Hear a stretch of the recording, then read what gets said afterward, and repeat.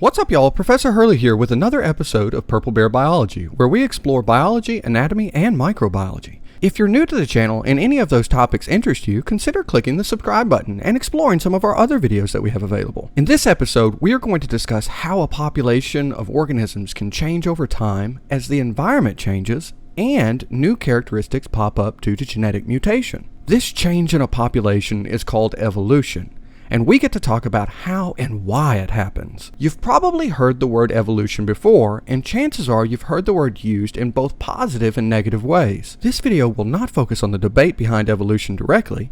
Instead, we want to focus on what evolution is, which scientists helped us develop this theory, and how this influences a population of organisms over time. Believe it or not, we're going to start our conversation about evolution with two geologists instead of biologists. To start, let's discuss a geologist named James Hutton. Hutton was a scientist that studied land formations and proposed a radical idea called gradualism. The basic premise of his idea was that geological processes we see around us, like mountains and valley formations, occur slowly and continuously. This meant that these formations can take thousands of years to actually occur.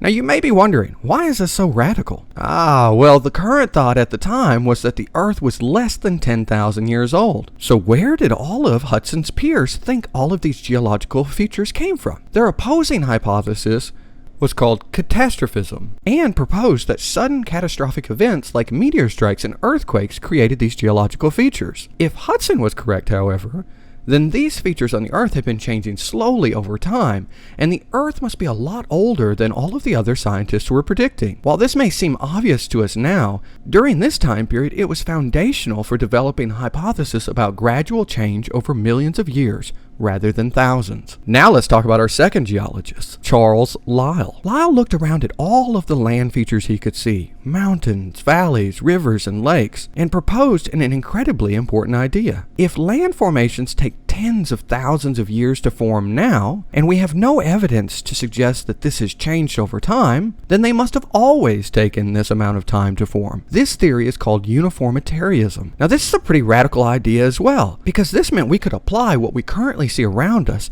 as a predictor for what has occurred in the past. So you may be wondering at this point, did I click on a geology lesson? Or wasn't this video supposed to be about evolution? And indeed, you are correct. It is about evolution. So now let's bridge the gap between these two wonderful sciences with a scientist named Jean-Baptiste de Lamarck. Lamarck compared fossils and proposed that organisms have been changing as the Earth gradually changes. He also proposed some of the first lineages that connect species across time through ancestry. Now all of this was of course met with striking criticism because the current dogma established stated that all organisms were created distinct and were not related by millions of years of ancestry. But Lamarck did not stop there. He further went on to describe how he believed organisms can pass on their characteristics to their offspring. I know what you're thinking. Well, isn't that kind of obvious? Well, maybe to us now, but Lamarck was exploring these concepts before Gregory Mendel was even born and we even had the word for genetics. Lamarck's primary ideas can be explained using an example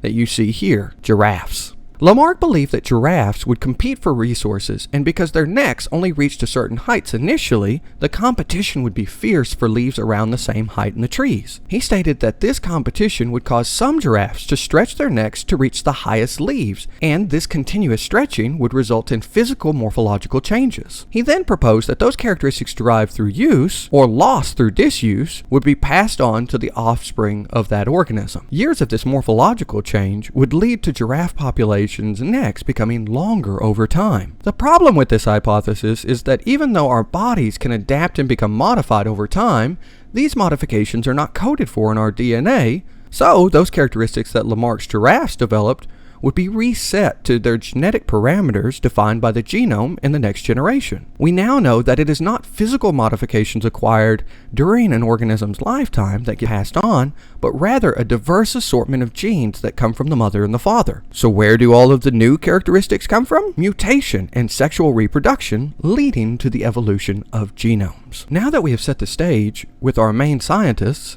we can move on to discuss one of the most influential scientists in evolutionary theory, Charles Darwin. I think you'd be hard-pressed to find someone that has not heard of Darwin in relation to evolution. Believe it or not, Darwin was not the first or only individual to think about evolution, but he was one of the first to publish his work explaining the mechanism behind the gradual change of a species. Though Darwin's life in general is fascinating, our conversation really revolves around his voyage around South America and the Galapagos Islands. During this expedition, Darwin observed thousands of organisms and began to develop questions and predictions about how they originated. Darwin noticed striking similarities between organisms that he found, particularly in finches, but also noticed that these organisms seemed to have special features that enable them to survive and thrive in very specific environments. These specific features were coined adaptations. Adaptations can enhance the survival of these different species, but what determines if a feature is actually advantageous and helps an organism survive? The answer lies in the environment they live in. Let's use this beautiful flower to explain. Darwin found this flower and proposed, based on its structure, that there must be an animal with adaptations that can access the resource.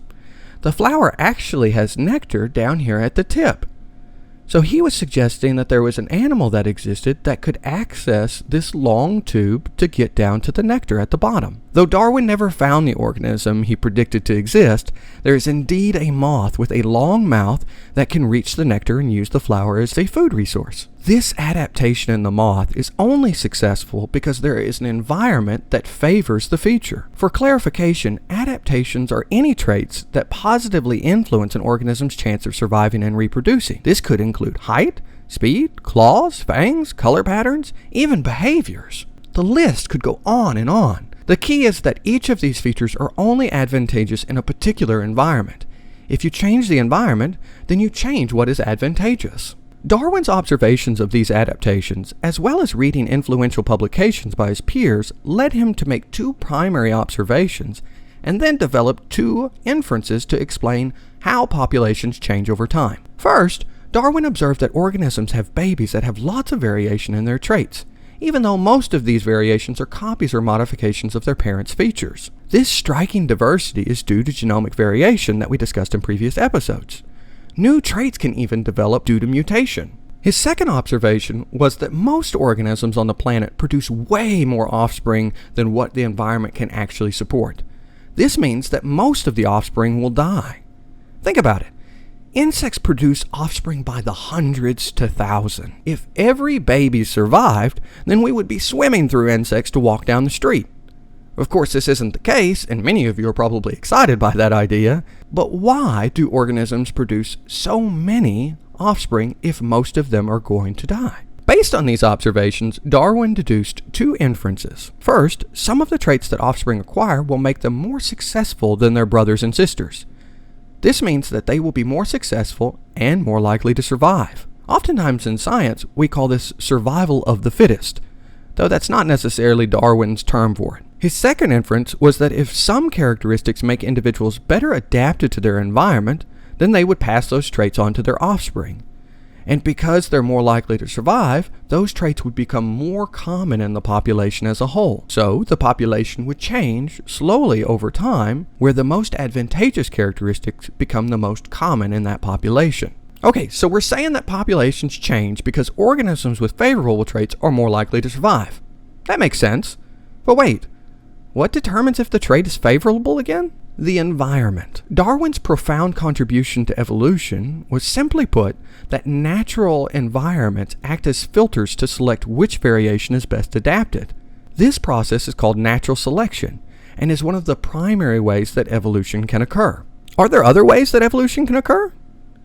Absolutely. And one of the primary examples is when humans select favorable traits for breeding purposes.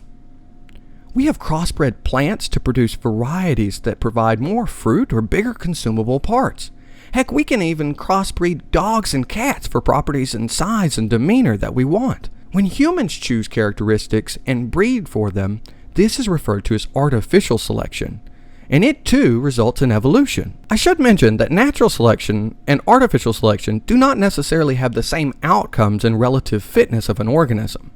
What we desire as characteristics may not be advantageous at all in a natural environment. I present to you as evidence the pocket poodle. While some individuals may like their miniature little pets bred for their dwarfism, you would be hard-pressed to find an environment that this would actually be beneficial. spending any time in the great outdoors alone, and these cute pups stand a pretty good chance of getting eaten, and that's not very advantageous at all. Now, there are some key points to keep in mind with all of this. First, individuals do not evolve. It's populations that change over time. Characteristics acquired in an organism's lifetime typically are not passed on to their offspring, so these modifications are not genetic adaptations.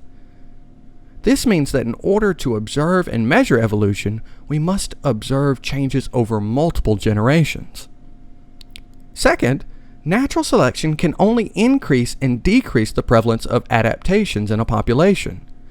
Natural selection does not create variation.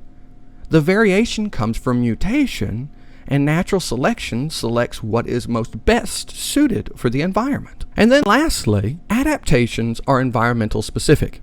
If you change the environment, you change what is most effective for survival, which will change the natural selective pressure on the population and change which characteristics become most predominant in the population. Isn't that all cool? Well, that's it for this episode of Purple Bear Biology. If you liked the video and found it helpful, click the like button and subscribe to catch our next conversation about how natural selection results in antibiotic resistance in bacteria. As always, thank y'all for watching, and see you next time.